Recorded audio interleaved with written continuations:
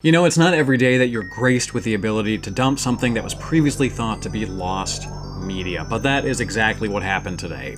This is the Super Famicom Satellaview BSX cartridge, and this is its memory pack. If you're unfamiliar with the Satellaview, it's functionally a service where users in Japan could download games during timed broadcasts, and you could keep them on the packs. You could also download basically what kind of were like e-magazines and newsletters and just information about upcoming games, etc., etc.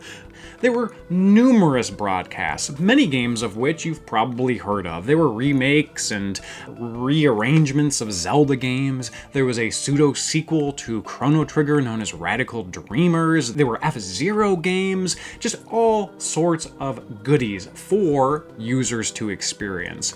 The challenge for us preservationists is that we have no idea what's been downloaded to these until we actually dump them. So what ends up happening is you end up dumping like 10, 20 more of these, and you may really not end up with anything. It might be blank. It might just have RPG Maker save game files. It might have games that have already been dumped, or it might have something special that has never been seen before, at least in this day and age and outside of Japan. Another issue is that these are easily deletable. So let's say you were a kid in Japan and you had one of these and you downloaded some games, and they were pretty cool, but you wanted to download some new games, but you didn't have the funds for another one. Well, you just would erase your pack, erase the data, and move on to the next broadcast and download that instead. So as far as the data goes, these were very recyclable, so to speak, and it's harder to find content from earlier broadcasts, which is what this happens to be.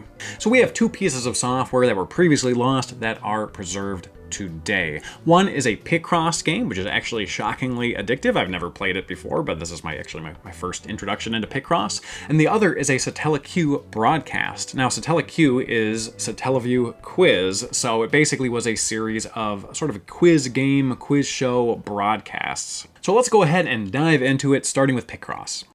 All right, here we have Picross, or more specifically, Tamori no Picross, and what a garish title screen it has.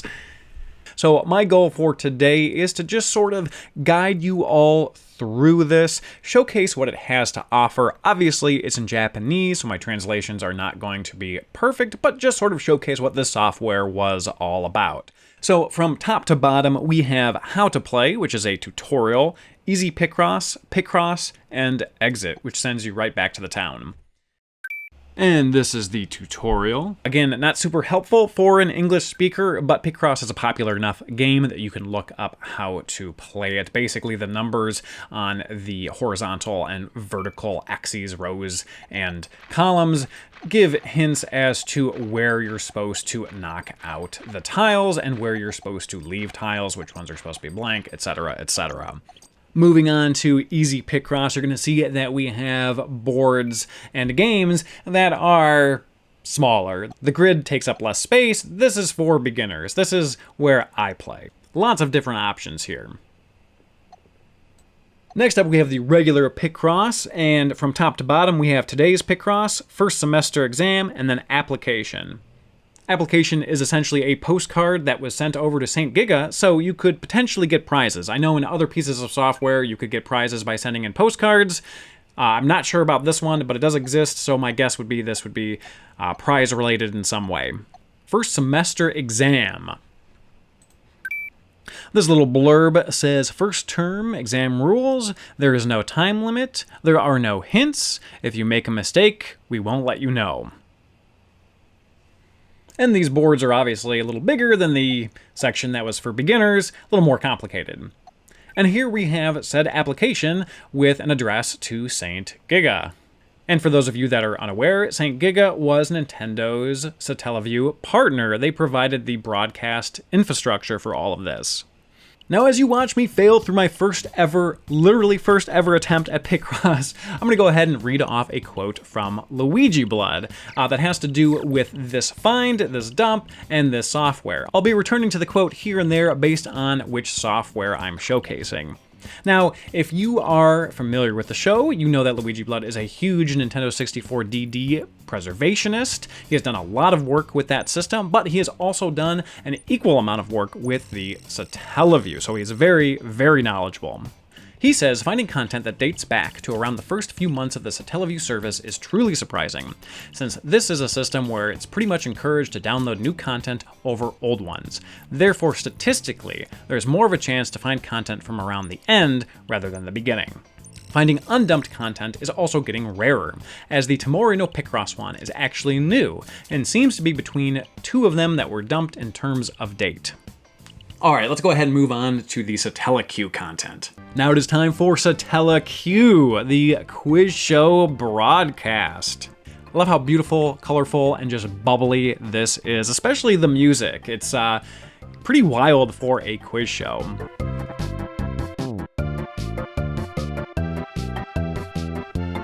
Now, according to LuigiBlood, satella-q is also a really cool find, as it is quite uncommon to know that it was originally an offline quiz game where you could answer questions and then send a password in a postal letter to St. Giga to win prizes.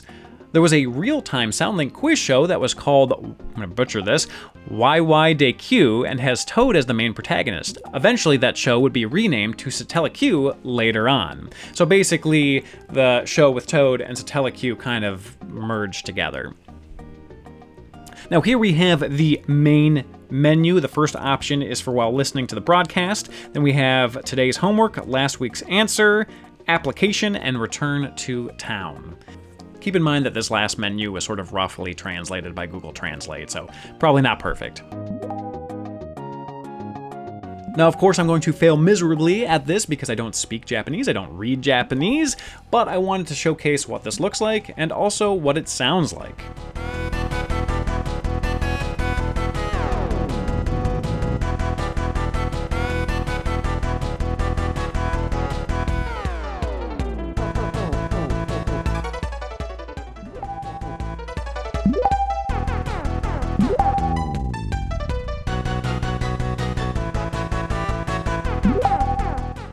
I do love that it gives you your score at the end, and my avatar is always just so sad. Now here I'm taking another quiz, and at the end of this it's going to generate a code that, like LuigiBlood mentioned, I can put on a postcard and send it to St. Giga and hopefully get a prize. Although if any users answered like I answer and basically fail it, I'm sure St. Giga would not reward me with any sort of prize.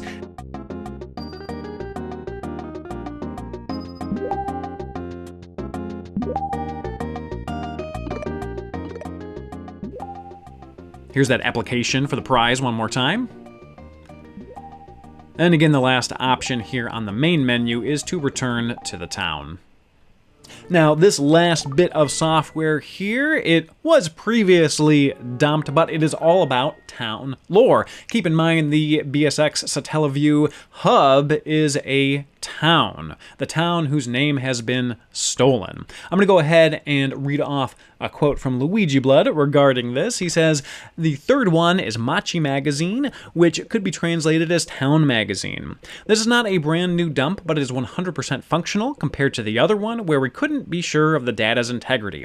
But it contains BSX town lore. Specifically, it says around the first 138 rumors among 2,000 about the town itself, where the first ones talk about how to restore the town's stolen name and find the culprit by gathering rumors.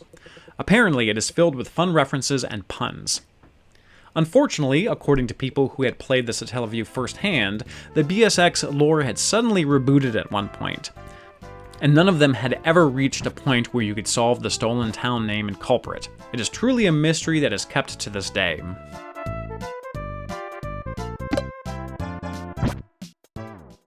So big thank you to the patrons over at 64history.net for purchasing this and allowing me to dump it. And if you'd like to check it out yourself, it will be released today by Forest of Illusion, so go ahead and check out his Twitter account.